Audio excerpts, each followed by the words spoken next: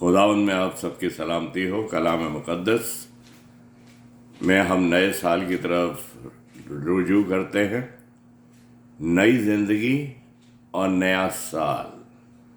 دوسرا کرنتھیوں 5 باب 16 سے 19، جس میں لکھا ہوا ہے 17ویں آیت کے اندر، اس لیے اگر کوئی مسیح میں ہے تو وہ نیا مخلوق ہے، پرانی چیزیں جاتی رہیں، دیکھو وہ نئی ہو گئیں۔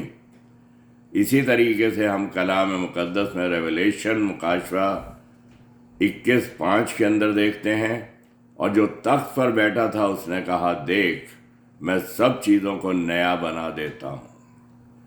آپ سب کو بہت بہت نیا سال مبارک ہو۔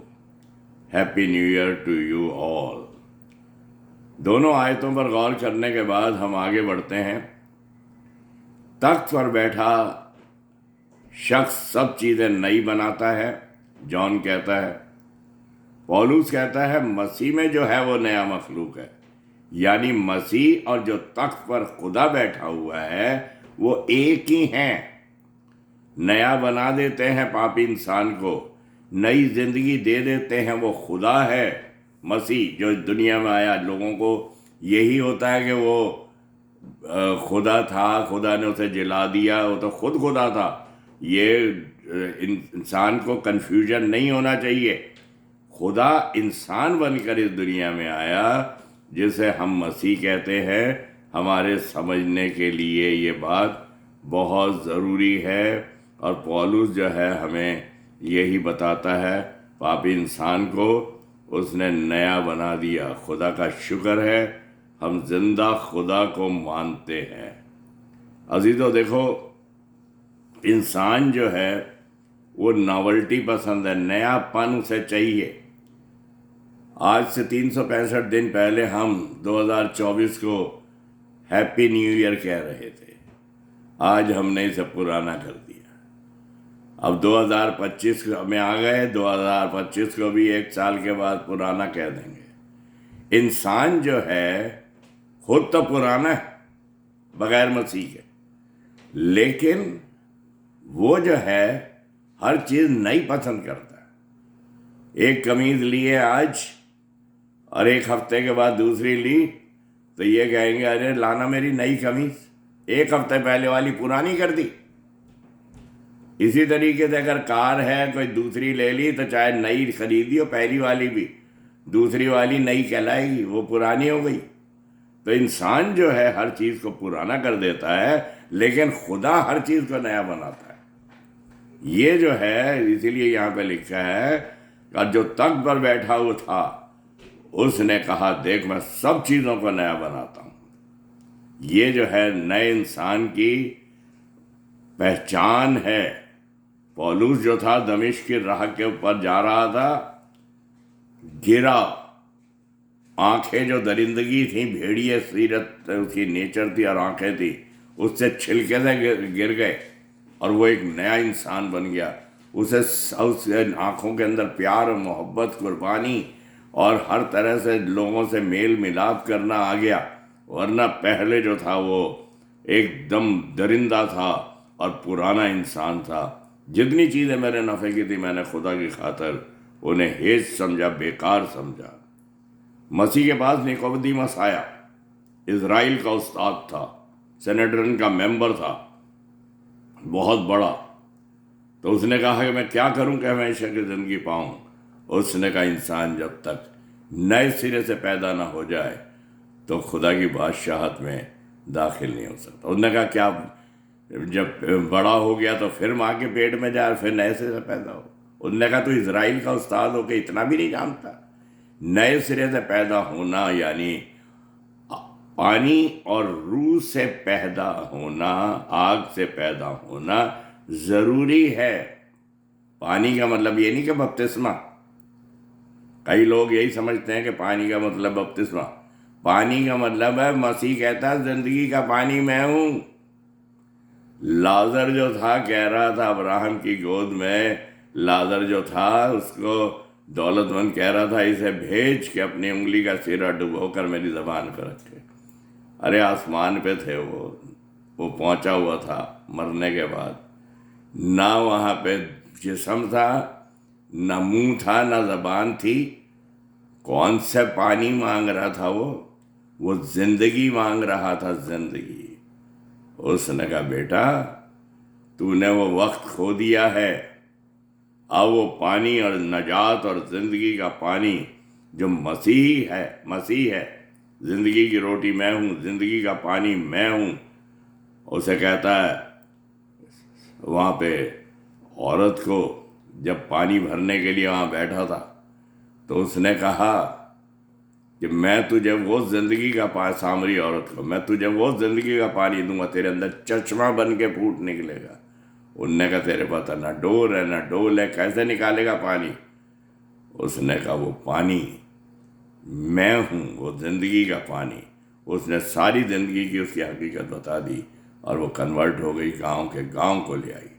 تو کہنے کا مطلب یہ ہے کہ وہ پانی جو ہے، جسے نکودیمس کو کہا پانی اور آگ، یعنی ہولی اسپرٹ کے ذریعے سے دونوں چیزیں، بپتسمہ لینا ضروری ہے، لیکن بپتسمے کے بعد نیا بننا، عادتوں کو بدلنا، اباؤٹ ٹرن ہو جانا، یہ بہت ضروری ہے۔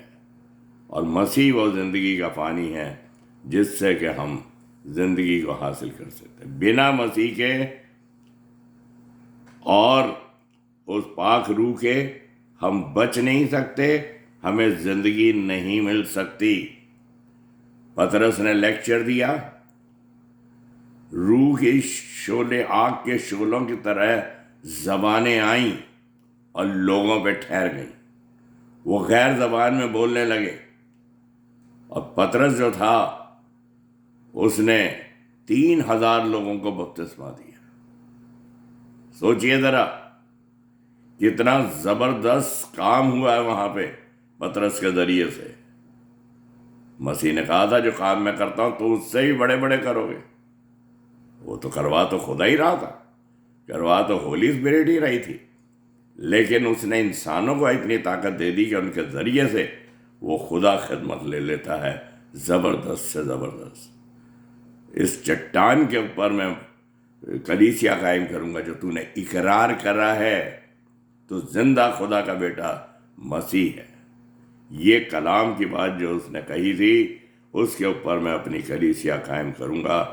اور وہ آگ کے شعلے کے اندر وہ آگ، زبانیں آئیں اور سب پہ ٹھہر گئیں، اور وہ جو تھے ان کی زندگی بدل گئی۔ لیکن نئی زندگی حاصل کرنا زیادہ ضروری ہے۔ دیکھیے کئی دفعہ لوگ کہتے ہیں کہ صلیب پہ 2 ڈاکو لٹکے ہوئے تھے۔ ایک ڈاکو جو تھا بہت بری طرح، ویسے تو پہلے دونوں ہی کرٹیسائز کر رہے تھے مسیح کو، لیکن ایک ڈاکو جو تھا کہتا ہے کہ تو خدا سے بھی نہیں ڈرتا، ہم تو اپنے کیے کی سزا پا رہے ہیں۔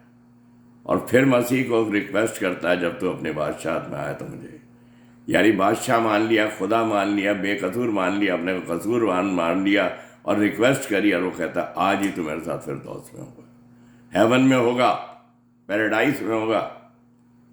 لوگ کہتے ہیں نہ تو اس نے بپتسمہ لیا، نہ اس نے ہولی کمیون لی، کیسے چلا گیا وہاں پہ؟ ارے بپتسمہ تو زندگی کا پانی، سر چشمہ تو وہیں تھا، مسیح۔ اس پانی سے اس نے بپتسمہ لے لیا جو مسیح تھا، اس کا خون ٹپک رہا تھا، جسم ٹوٹ رہا تھا، وہ ہولی کمیونن ہو گئی۔ ہولی کمیونن بھی مل رہی تھی اسے، اور بپتسمہ بھی ہو رہا تھا روحانی۔ میں یہی کہتا ہوں کہ دنیاوی بپتسمہ ضروری ہے، لیکن اس کے بعد زندگی کا بدلنا، اباؤٹ ٹرن ہو جانا، پلٹ جانا، وہ سب سے زیادہ ضروری ہے۔ نیا انسان بن جائے تب ساری چیزیں نئی ہیں، ورنہ ساری چیزیں پرانی ہیں۔ جو انسان خود کسی تکلیف کا پیشنٹ ہے، اور وہ زندگی، اگر کوئی آنکھیں دکھ نہیں رہا اسے خود، اور آنکھوں کا سرما بیچ رہا ہو، تو لوگ کہیں گے بھیا پہلے اپنی آنکھوں کا تو علاج کر لے، تب سرما بیچ، ہمیں روشنی آنکھوں میں آئے۔ تیرے تو روشنی نہیں آنکھوں کے اندر، تجھے تو دکھائی نہیں دے رہا، بڑی مشکل سے اٹھا کے رکھ رہا چیزیں۔ اسی طریقے سے نئی زندگی کے ساتھ ہر چیز نئی ہے، اور پرانی زندگی کے ساتھ پرانی ہے۔ پولوس جب نیا بن گیا، اسے سب کچھ نیا نظر آ رہا تھا، جتنی چیزیں تھیں سب کوڑا کرکٹ ہو گئی، میں نشانے کی طرف دوڑا چلا جا رہا ہوں، درندہ آنکھیں ختم ہو گئی، پیار اور محبت، قربانی اور سب کچھ اس نے کر دیا مسیح کی خاطر۔ تو عزیز و کلام مقدس یہی بتاتا ہے کہ ڈاکو جو تھا خداوند کا بپتسمہ لے لیا اس نے، اور اس کی ہولی کمیونین لے لی، اور وہ آسمان پر مسیح کے ساتھ فردوس میں پہلا یہاں پہ ساتھی تھا یہاں پہ، اور وہاں پہ فردوس میں پہلا ساتھی تھا، اور وہ مسیح کے ساتھ وہاں پہنچ گیا۔ ہولی کمیونین میں نے بتایا کہ خون بہہ رہا تھا، روٹی جیسے میں توڑی جاتی ہے۔ لازر اور دولت مند کے بھی میں نے یہی بتایا کہ آپ کو کہ وہ بھی وہ کیا نام چیز مانگ رہا تھا، زندگی مانگ رہا تھا، لیکن اس کو نہیں مل سکی کیونکہ اس نے وقت کھو دیا تھا۔ یہی دنیا جو ہے اسی کے اندر ایک کارخانہ ہے جس میں ہم تیار کیے جا رہے ہیں۔